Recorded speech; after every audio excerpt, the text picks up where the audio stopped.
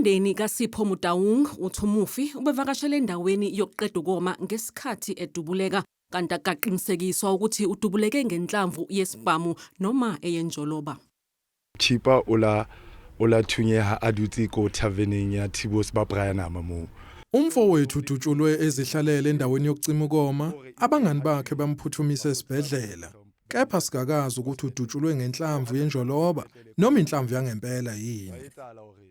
Uthi imeya ibiyazi inselele yamanzi ababhekene nayo njengomphakathi nokuyikona okholele ekutheni amanye amalungu omphakathi athungele ngomlilo umuzi wayo. Ntho utlisang mohloko kore Okubuhlungu kakhulu ukuthi imeya yethu ibiyazi inselele yokugqoza kwamanzi endaweni. Namhlanje isonto lesihlanu sinalenkinga kanti besinethemba lokuthi azobuya namhlanje kepha awekho. Imindeni yabashonile ifuna amaphoyisa athintekayo athweswe amacala okubulala.